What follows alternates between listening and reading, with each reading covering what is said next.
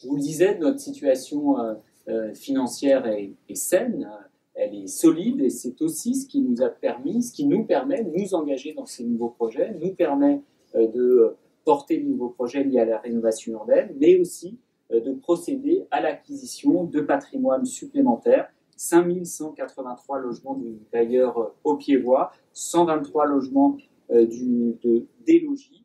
C'est donc plus de 5300 logements que nous avons repris en gestion. L'Office est désormais présent dans 30 communes de Seine-Saint-Denis, avec près de 29 000 logements, et j'espère que nous n'allons pas nous arrêter en si bon chemin.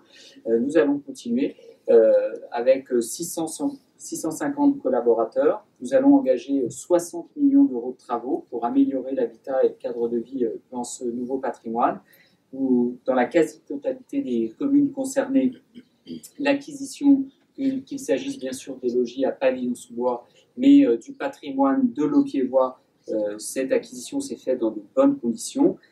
Nous avons fait face à quelques difficultés du côté de Blanc-Mesnil et de Noisy-le-Grand, puisque à Blanc-Mesnil, en dépit de la promesse de vente signée avec l'Aupiévoix et son président Pierre Bédier, la municipalité a choisi d'utiliser son droit de préemption.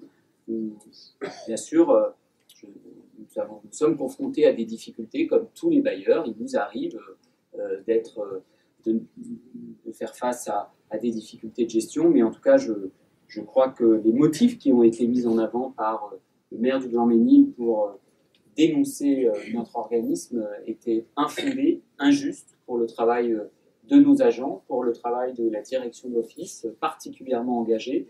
Et je regrette d'ailleurs cette polémique. C'est désormais engagé. Nous allons continuer de travailler, de rester à l'écoute, de répondre aux préoccupations, de répondre aussi aux demandes.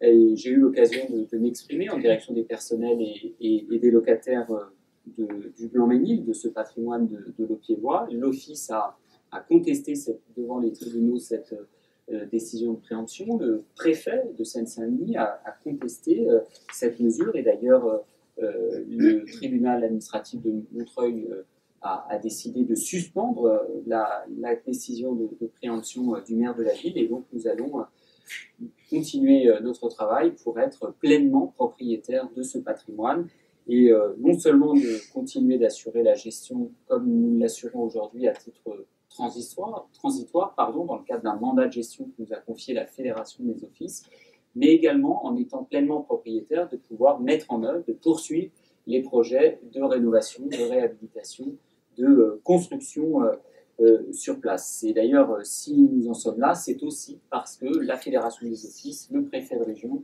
nous ont sollicité pour justement assurer la gestion de ce patrimoine.